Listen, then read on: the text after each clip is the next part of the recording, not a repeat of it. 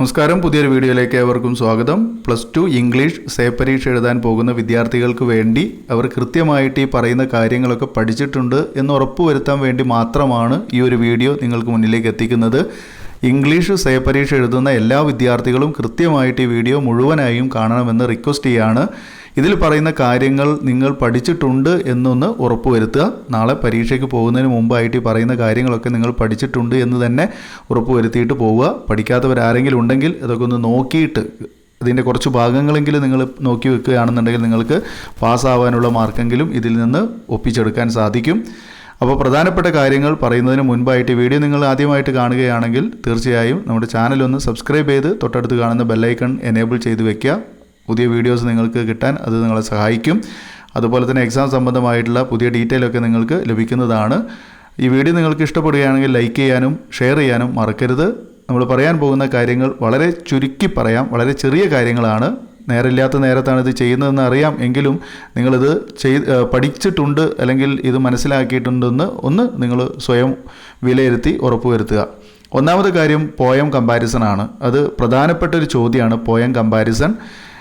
അതിൽ സാധ്യത കൂടുതലുള്ളത് എനി വുമൺ എന്ന് പറയുന്ന ഒരു പോയമാണെന്നാണ് ഇംഗ്ലീഷ് അധ്യാപകർ കൃത്യമായിട്ട് പറയുന്നത്. എനി വുമൺ എന്ന് പറയുന്ന പോയം കമ്പാരിസൺ തീർച്ചയായിട്ടും പരീക്ഷയ്ക്ക് വരുന്നതാണ്. അപ്പോൾ നിങ്ങളുടെ കയ്യിൽ ഏതെങ്കിലും തരത്തിലുള്ള മെറ്റീരിയൽ, നിങ്ങൾ ഇതുവരെ പഠിച്ചതിൻ്റെ എന്തെങ്കിലും തരത്തിലുള്ളൊരു അംശം കയ്യിലുണ്ടെങ്കിൽ അതൊന്ന് വായിച്ചു നോക്കി കൃത്യമായിട്ട് മനസ്സിലാക്കി പോകണം. പോയം കമ്പാരിസൺ ഉറപ്പായിട്ടും പരീക്ഷയ്ക്ക് വരുന്ന ഒരു ചോദ്യമാണ്. രണ്ടാമത്തേത് ന്യൂസ് പേപ്പർ റിപ്പോർട്ടാണ്. ന്യൂസ് പേപ്പർ റിപ്പോർട്ട് ഒരു 6 അല്ലെങ്കിൽ 7 മാർക്കിന് വരെ ചോദ്യങ്ങൾ വരുന്ന ഒരു സംഗതിയാണ് ന്യൂസ് പേപ്പർ റിപ്പോർട്ട്. ഉറപ്പായിട്ട് ചോദ്യം ഉണ്ടാവും. കഴിഞ്ഞ പരീക്ഷയ്ക്ക് നിങ്ങളിത് എഴുതിയതാണ്, വന്നിരുന്നു, എന്നാൽ ഈ പരീക്ഷയ്ക്ക് അത് റിപ്പീറ്റ് ചെയ്യും, 100% ഗ്യാരണ്ടീഡ് ആണ്. സാധാരണ ന്യൂസ് പേപ്പർ റിപ്പോർട്ട് നമുക്ക് ചോദിക്കുന്നത് 3 ചാപ്റ്ററുകളെ ബേസ് ചെയ്തിട്ടാണ്.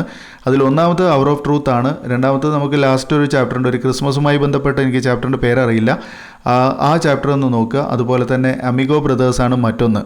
എനിക്ക് തോന്നുന്നു ഈ കഴിഞ്ഞ എക്സാമിന്, അതായത് 24 മാർച്ചിലെ എക്സാമിന് അവർ ഓഫ് ട്രൂത്ത് ആണ് ഈ ന്യൂസ് പേപ്പർ റിപ്പോർട്ടായിട്ട് വന്നിട്ടുള്ളത് എന്നാണ് എൻ്റെ ഒരു വിശ്വാസം. അങ്ങനെയാണെങ്കിൽ അമിഗോ ബ്രദേഴ്സിനാണ് കൂടുതൽ സാധ്യത ഈ ഒരു പരീക്ഷയ്ക്ക് കാണുന്നത്. ഓക്കെ, ഈ ന്യൂസ് പേപ്പർ റിപ്പോർട്ട് നിങ്ങൾ തയ്യാറാക്കുമ്പോൾ നിർബന്ധമായി അതിന് ചില കാര്യങ്ങളുണ്ട്. അതിനൊരു ഫോർമാറ്റ് ഒന്നുമില്ല, പക്ഷേ അതിന് കൃത്യമായിട്ട് നമ്മൾ വേണ്ട ചില കാര്യങ്ങളുണ്ട്. അതൊന്ന് ഹെഡിങ് ആണ്. ഒരു ന്യൂസ് പേപ്പർ റിപ്പോർട്ട് തയ്യാറാക്കുമ്പോൾ കൃത്യമായിട്ട് നമ്മൾ ചെയ്യേണ്ടത് ഹെഡിങ് വേണം. ആ ഹെഡിങ് നിർബന്ധമാണ്. അത് ഗ്രാമാറ്റിക്കലി കറക്റ്റൊന്നും ആവണ്ട. ഹെഡിങ് നമുക്ക് ഗ്രാമറൊന്നും അതിൻ്റെ ഹെഡിങ്ങിൽ ആവശ്യമില്ല.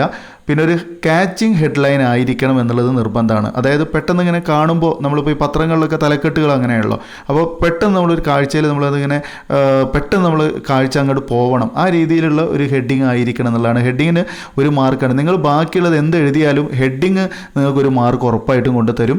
അതുപോലെ തന്നെ ന്യൂസ് പേപ്പർ റിപ്പോർട്ടിൽ ഏറ്റവും അത്യാവശ്യമുള്ള മറ്റ് 2 കാര്യങ്ങളാണ് പ്ലേസ്, ഡേറ്റ്. അത് നിർബന്ധമാണ്. പ്ലേസും ഡേറ്റും നിർബന്ധമാണ്. അപ്പോൾ ന്യൂസ് പേപ്പർ റിപ്പോർട്ട് തയ്യാറാക്കുമ്പോൾ ശ്രദ്ധിക്കേണ്ടത് 3 കാര്യങ്ങൾ. ഒന്നാമത്തേത് ഒരു ഹെഡിങ് വേണം, ഹെഡിങ് നിർബന്ധമാണ്. അതുപോലെ പ്ലേസ് നിർബന്ധമാണ്, ഡേറ്റ് നിർബന്ധമാണ്. അത് ഗ്രാമാറ്റിക്കലി ക്ലിയർ ആവേണ്ട ആവശ്യമില്ല. ഒരു കാച്ചിങ് ഹെഡ്ലൈൻ ആയിരിക്കണം ഹെഡിങ് എന്നുള്ളത് മനസ്സിലാക്കുക.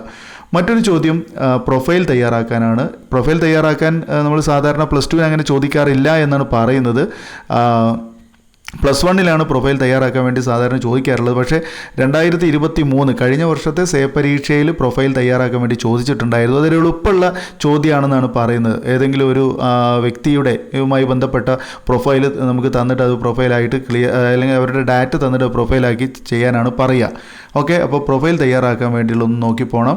അതുപോലെ ലെറ്ററുമായി ബന്ധപ്പെട്ട ചോദ്യം പ്രതീക്ഷിക്കാവുന്നതാണ്. ജോബ് അപ്ലിക്കേഷൻ ലെറ്റർ ആയിരിക്കും ഉണ്ടാവുക. അതിൻ്റെയൊക്കെ വീഡിയോ നമ്മൾ മുൻപ് ചെയ്തിട്ടുണ്ട്. ജോബ് അപ്ലിക്കേഷൻ ലെറ്റർ, അതിൻ്റെ റെസ്യൂമേ തയ്യാറാക്കേണ്ട രീതികളൊക്കെ ചെയ്തിട്ടുണ്ട്. അതൊക്കെ ഒന്ന് നോക്കി മനസ്സിലാക്കണം. പിന്നെ മെൻഡിങ് വാൾ എന്ന് പറയുന്ന ഒരു പോയുണ്ട്. അതുപോലെ തന്നെ അതിൽ ഫസ്റ്റ് ഒരു പോയുണ്ട്. മെൻഡിങ് വാൾ അല്ലാതെ വേറെ നമുക്കൊരു പോയം, ഫസ്റ്റായിട്ട് നമുക്കൊരു പോയം പഠിക്കാനുണ്ട്. ഈ 2 പോയങ്ങളിൽ ചില വരികൾ നമുക്ക് തന്നിട്ട്, ഒരു 2 വരി അല്ലെങ്കിൽ 4 വരി തന്നിട്ട് അതിനൊന്ന് എക്സ്പ്ലെയിൻ ചെയ്യാൻ വേണ്ടി പറയും. അതായത് ഈ good fetches make a good friend neighbour എന്ന് പറയുന്ന ഒരു ഭാഗമുണ്ടല്ലോ. അപ്പോൾ അത്തരത്തിലുള്ള ലൈൻസ് തന്നിട്ട് നമ്മളോട് അതിനൊന്ന് എക്സ്പ്ലെയിൻ ചെയ്യാൻ വേണ്ടി പറഞ്ഞേക്കാം. 4 മാർക്കിൻ്റെ വെരി ഇമ്പോർട്ടൻ്റ് ആണ്. മെൻഡിങ് വാളാണ് വെരി ഇമ്പോർട്ടൻ്റ് ആയിട്ട് വരാവുന്നത്. അതുപോലെ സ്പീച്ച്, അത് വളരെ ഇമ്പോർട്ടൻ്റ് ആണ്. സ്പീച്ച് കൃത്യമായിട്ട് പരീക്ഷയ്ക്ക് എക്കാലത്തെ പരീക്ഷയിലും ചോദിക്കുന്ന ഒന്നാണ് സ്പീച്ച് ചെയ്യാനുണ്ടാവുക.